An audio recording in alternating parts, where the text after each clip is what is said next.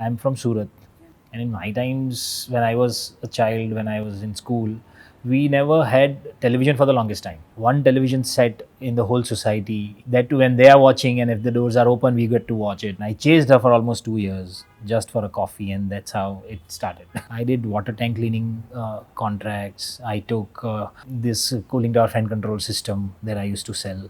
I used to install mobile towers, lot of channels, lot of new shows.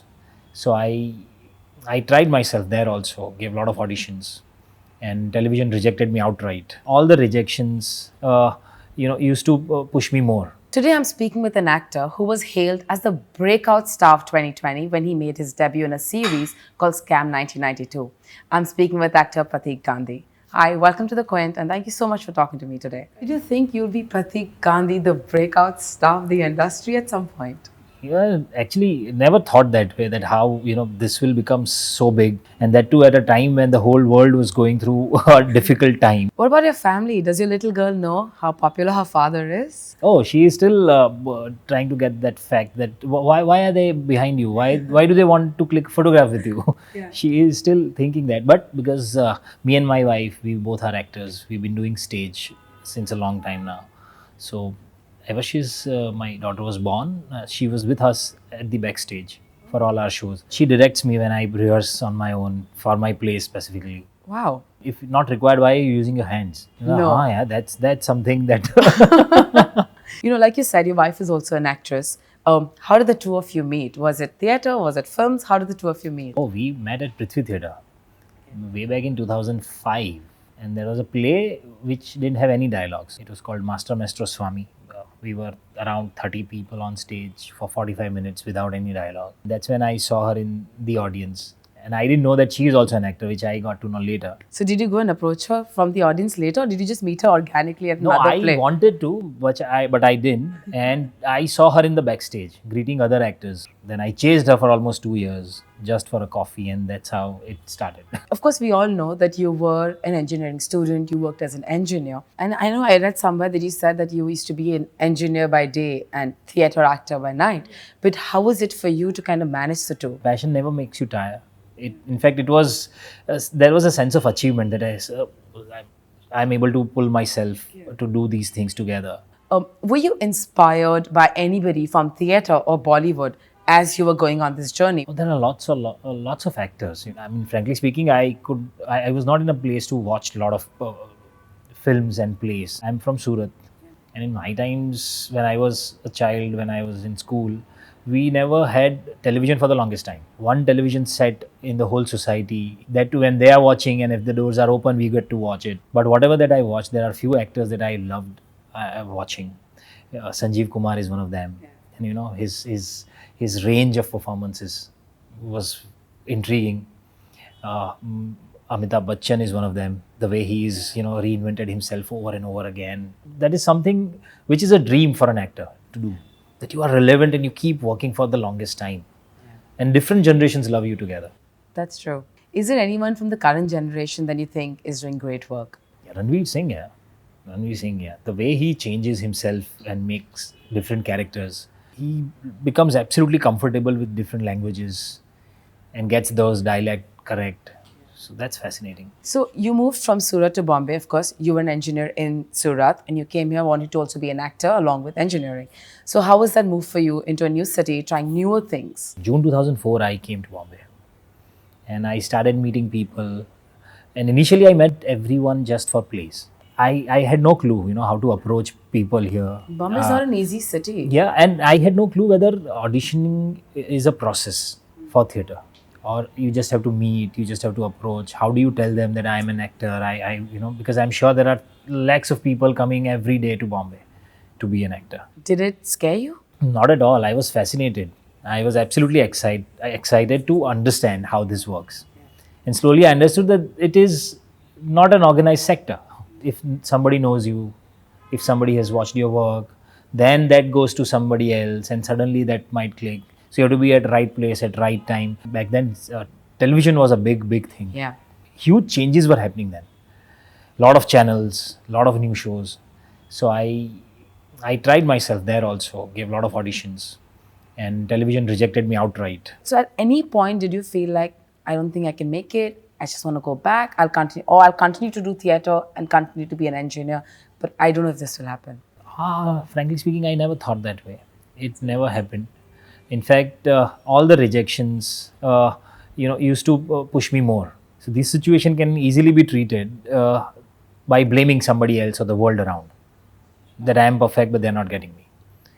And the other way out, which is in my control, is to improve myself without blaming anybody. Passion, no, is the most positive emotion that you have, and it is always driven by love.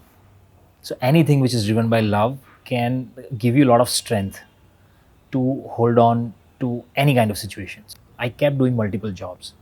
I did water tank cleaning contracts. I took this cooling tower fan control system that I used to sell. I used to install mobile towers. All those things always kept me in check.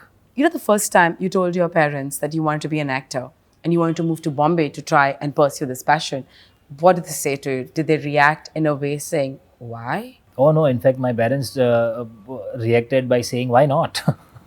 Nice. And my father was always very, very supportive for everything. But were you overwhelmed with the entire experience of auditions in the city? I have seen that kind of chaos. 150, 100 people, they are just given one paper, a very little brief. Within 10 minutes, you are supposed to mug up those lines, and you will be given 30 seconds to maximum 50 seconds to perform. And that's when you are being judged. The process is such. And in that process, if you have to make that spark in just 50 seconds, then you have to be over prepared with a lot of things. So then I changed the way I used to give auditions. In whatever brief that you give me, I'll ask you 5 questions, and that makes the other person think, oh, ek minute, I also don't know this detail. So that puts him in a place where he'll listen to me and he'll let me do something. But in the entire thing, you have to bypass that entire ego trip. So without touching the other person's ego, you still have to communicate, and that's a different art that you have to learn. Do you remember when you auditioned for Scam 1992? What was that audition like for you? So I was shooting for one of the films in Bhuj, Bhavai, which got released last year. I got a call from Hansal sir. And he said, I'm Hansal Mehta and making something next, and I would like to meet you. Well, I could not comprehend that. I said, I thought somebody is joking. Then my director of BAR, he called me. He said, Hansal Mehta just took your number. He might call. Well, अरे पहले बोल देता यार. He called when I was in a double mind whether it's a prank call or somebody. Yeah. He's really Hansal Mehta. And then I came back to Bombay, and Mukesh Abra's office called me for one of the auditions. I didn't know that these two things are common, the same thing. Yeah. I went there, I gave an audition. But what was your first reaction when you knew that you had landed Scam 1992 with now less than I was really very, very happy because, whatever that I've seen of Hansal Mehta's work, I always was fascinated and was always thinking that ऐसा कुछ होना चाहिए इनके साथ, ऐसे director के साथ काम करने मिलना चाहिए. So, you manifest something. Your manifestation is very strong. I can see it. Landing a role in Scam 1992 and then being called the breakout star, that was like overnight success for you, right? How did that change you? Could you still go down to get some sabji? Scam released 9th of October and 10th October, I went out to buy some vegetables. और मैं आलू तरकारी इसको मतलब भाव कर रहा था उनके साथ कि इतना क्यों. मम्मी ने बोल के भेजा था कि इतने का ही होगा, देख लेना. And I saw somebody next to me looking at me intriguingly and वही है शायद, वही यहाँ भी वही. And then they recognized me. I was in short pants and t-shirt and I थैली वेली लेके मैं खड़ा था. They took photographs and I was like, something changed immediately. And from next day onwards, I guess 11th, 12th October onwards, I could never step out because I was confined in one room of the house in front of the phone and giving interviews for 8 hours a day for next 25-30 days. What did that make you feel? Like, sitting on phones, giving interviews. Did you feel at that moment, I finally made it? Slowly, I started digesting that fact that, okay, this has gone really big. And I guess I would give all the credit to theatre that taught me a lot of things. Because in theatre, audience is there physically applauding for you. Standing ovation of 5 minutes after the show. Everybody wants to meet you. So even after that, you calm down yourself, keep everything there, and just go home with lighter shoulders is what I was taught in theatre, and that helped me here. You know, Pratik, nowadays, earlier there was a time when only macho male action heroes were celebrated. Then there is you, who's playing these beautiful characters. Like you, there are a lot of Rajkumar Rao, there is Ayushmann Khurrana. They're not macho on screen, but their heroism comes to other strands. Do you think that we've come a long way in not just celebrating actors who are these macho leads? Yeah, in fact, as an audience, we all have evolved a lot. Storytelling has changed, the formats have changed, and that shows the interest of audience also. So now, gone are those days when we could, tell that audience only wants to watch this. Thank you so much for talking to me and good luck with all your films and everything that you want to do. Thank you. Thank you very much. Thanks so much.